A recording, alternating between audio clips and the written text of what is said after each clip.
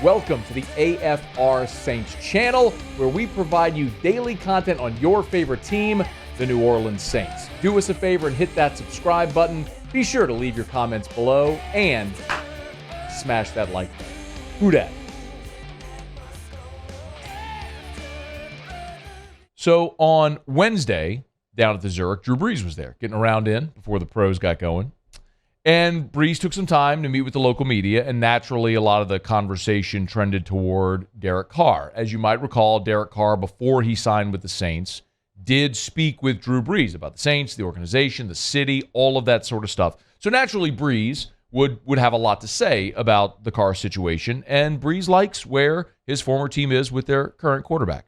I think it's a great move for him and the organization. I think he'll mesh well with Pete Carmichael. I think he's got some weapons around him. Excited that Michael Thomas is going to be back and hopefully healthy. He deserves that. And look, I think that they're going to be well positioned to make a run at it. It's what you'd expect from Drew to say, right? He's in a position where he doesn't have to be unbiased or impartial. He's not in the media. He can be a total fan, and he can love his former organization and be a fan of Derek Carr, and that's all great. As I mentioned, though, they did speak before Derek Carr signed with New Orleans, and Drew kind of alluded to why he thought this was the best opportunity for Derek Carr this year.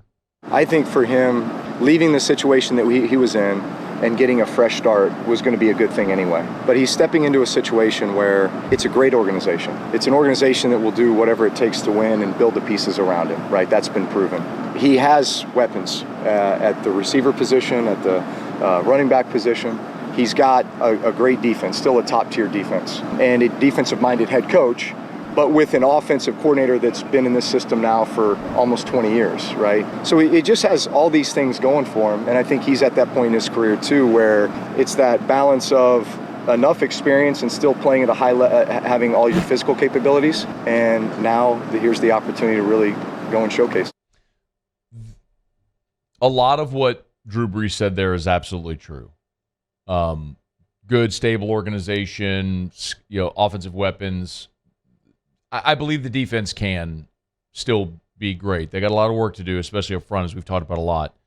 The pushback, though, is when you talk about the weapons, and you talk about the situation in Las Vegas, you got to remember, Las Vegas went and signed Devontae Adams, Derek Carr's best friend, college teammate, all the stuff, who at the time, you could have made an argument was the best receiver in the NFL.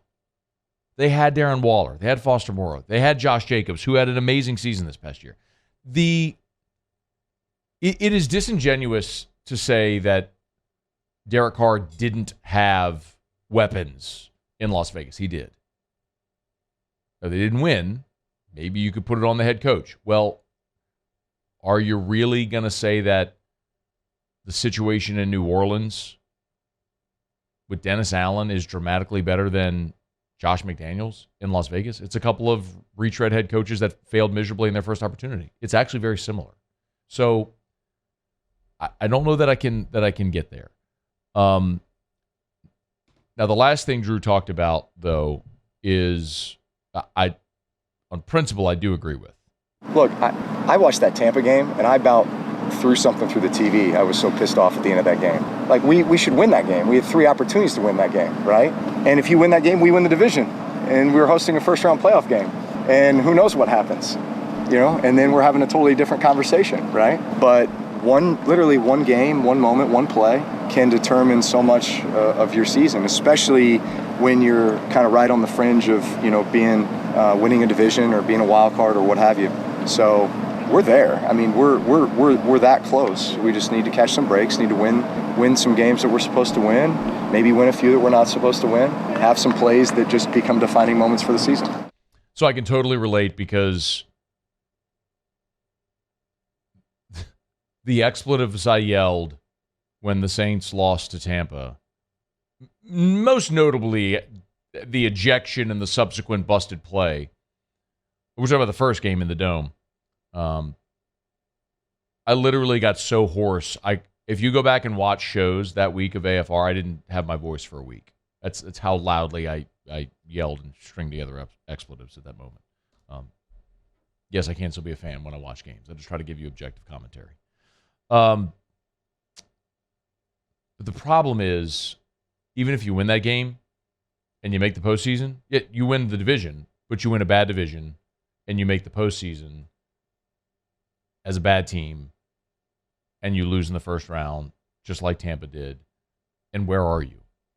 That is going to continue to be my point with the approach the Saints are taking. Are you better in 2023 with Derek Carr than you would have been without him? Yes. Yes, you are. Are you in any way contending to win the NFC and go to a Super Bowl? No, you're not. You're not even close to that. And you won't be with Derek Carr. That's the problem that I have. Okay. But it's always good to hear from the GOAT. And it's good to hear him say I want to throw stuff through the TV and say we and talk about the Saints. I love it. He's ours forever. And he loves it too. Hey, thanks so much for watching. Please leave your comments. I love to interact. And be sure to hit the red subscribe button below.